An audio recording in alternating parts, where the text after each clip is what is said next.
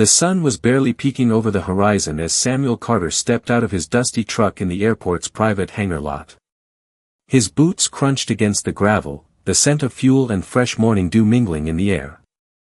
The hum of nearby aircraft engines set a backdrop for what Samuel hoped would be one of the most important days of his life.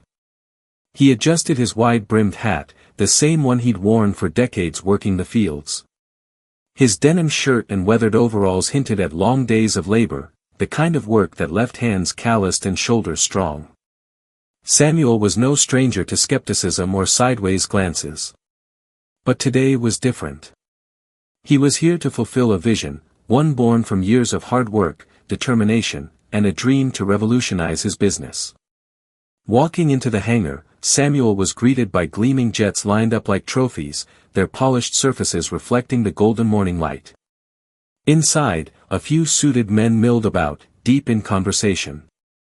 As Samuel approached the reception desk, a tall man in a crisp gray suit caught sight of him. His eyes darted to Samuel's boots, then back up, taking in the faded clothes and straw hat. The man's polite smile wavered for a fraction of a second before he approached. "Good morning," Samuel said, extending a hand. "I'm here to see about buying a jet." The man's brow lifted, his smile tightening. "You're here to buy a jet?" His tone was carefully neutral, but the pause said more than words ever could. Samuel had faced doubters before and he knew exactly how to handle what was coming next. Samuel wasn't always the man walking into an airport hangar to buy a jet. He'd built his life from the ground up, literally. Born and raised in a small farming town in rural Mississippi, he grew up watching his parents struggle to keep their farm afloat. They taught him two things that stuck: never let your circumstances define you, and always find a way to adapt. By his early 20s, Samuel had inherited the family farm. The field stretched wide, but the profits were razor-thin. For years, he poured every ounce of energy into finding ways to survive. He tried it all, selling at local markets, taking on seasonal labor, and even working odd jobs during tough winters. Nothing seemed to be enough. That all changed the day Samuel decided to stop following tradition and start innovating. While other farmers stuck to selling their produce at nearby towns, Samuel thought bigger. He realized that if he could ship his crops to cities across the country, he could cut out the middleman and reach more customers directly. It wasn't easy. Banks didn't trust him. Neighbors called him foolish. But Samuel pushed forward. His first big break came when he secured a contract with a grocery chain in Dallas. Samuel invested in refrigerated trucks, hired workers, and built a small empire. Over the next decade, he expanded beyond crops, adding dairy and meat to his operation. By the time he turned 50, his farm was supplying food to over 10 states, with customers relying on him for fresh, quality products. Now at 57, Samuel had another bold idea: direct delivery by air. The jet would make it possible to transport his produce faster than any competitor, giving him an edge and ensuring freshness like never before. To Samuel, the jet wasn't just a luxury. It was a tool that could elevate his business to a new level. But stepping into a space dominated by corporate executives and millionaires, Samuel knew he wouldn't look the part. That didn't matter to him. His success wasn't measured by his clothes or how he looked. It was measured by the lives he'd touched, from his workers to the families eating the food his farm produced. Back in the hangar, the salesman's eyes darted to Samuel's boots again, this time lingering on the mud caked around the edges. "And what kind of jet are you interested in?" he asked, tone polite but edged with skepticism. Samuel smiled, the kind of smile that carried the weight of 1,000 sunrises over the fields. "Something reliable," he said. "That can carry fresh produce across the country without a hitch." But the salesman's reaction was far from encouraging, and Samuel could sense the storm brewing just beneath the surface. The salesman cleared his throat, adjusting the cuff of his perfectly tailored sleeve. His name tag read Elliot Blake, and everything about him, from the shine on his shoes to the precision of his haircut, screamed sophistication. Elliot gestured toward the showroom area, where sleek jets rested like museum pieces on polished floors. Well, Mr. Carter, he began, emphasizing the name as if he wasn't sure it belonged to Samuel, these aircraft are designed for a particular clientele. Are you certain this is what you're looking for? Samuel didn't miss the hesitation. He'd heard it too many times before, sometimes subtle, sometimes loud and clear. But he wasn't here to argue. I know what I need, Samuel replied evenly. I've done my research. Elliot's smile faltered. Of course, he said, leading Samuel to a jet parked under bright overhead lights. This is the Maverick 300. It's ideal for business use, seats 8 comfortably, with excellent cargo capacity. Starting price is $3.5 million. The way Elliot said the number, it was as though he was daring Samuel to flinch. Instead, Samuel nodded thoughtfully, stepping closer to the jet. He ran his hand along the smooth exterior, fingers tracing the craftsmanship. How much weight can it handle? Samuel asked, voice steady. Elliot hesitated. It depends, he said carefully. Most of our clients use it for executives and their luggage. Are you sure it's suitable for your needs? Samuel turned to face him, expression calm but unyielding. I'm transporting produce, not passengers. The weight specs are critical.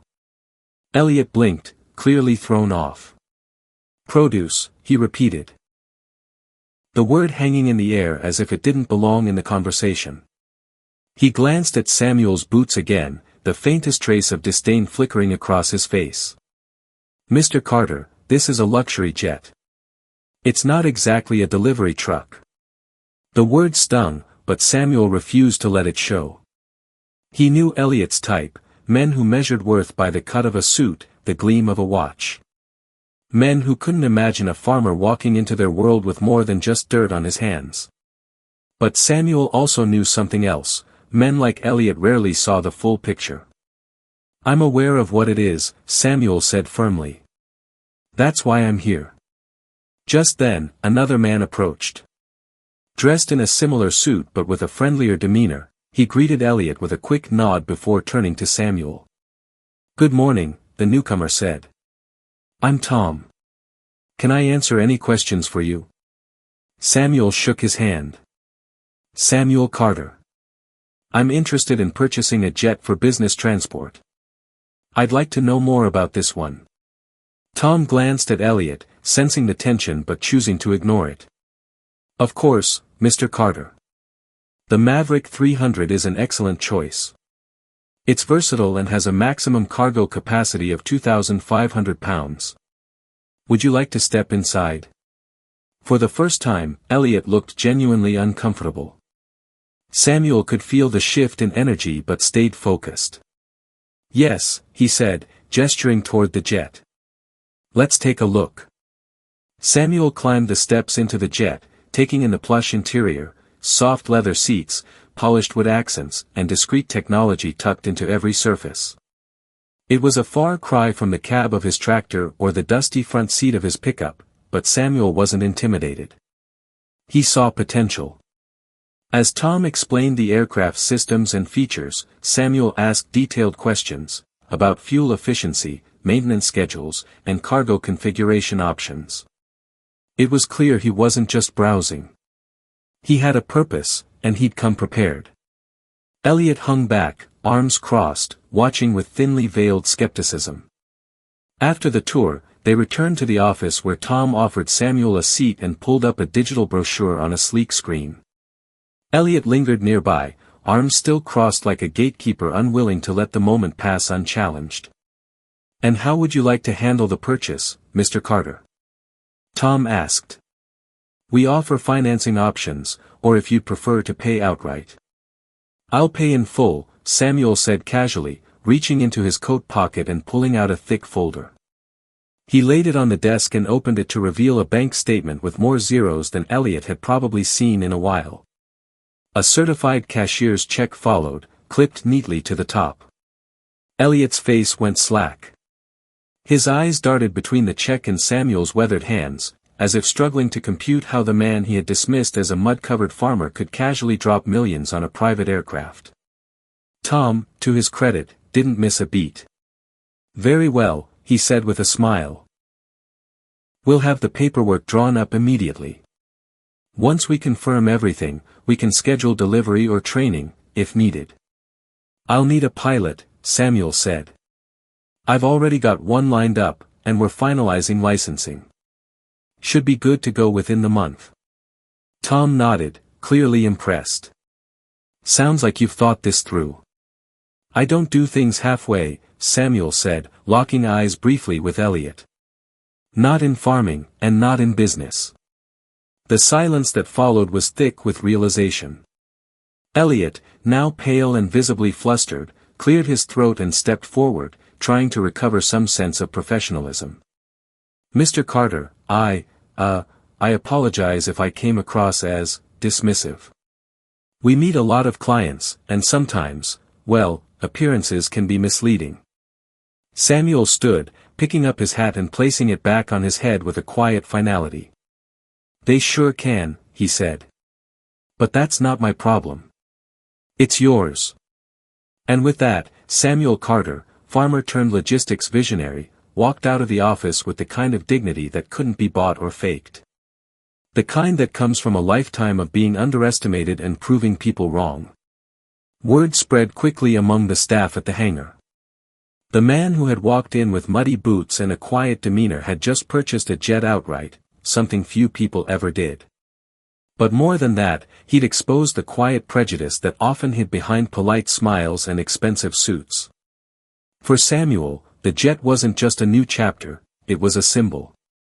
A declaration that you didn't have to come from money or wear designer clothes to dream big and make those dreams real. That success wasn't just for those born into it. It could be earned, through grit, heart, and an unshakable belief in your vision.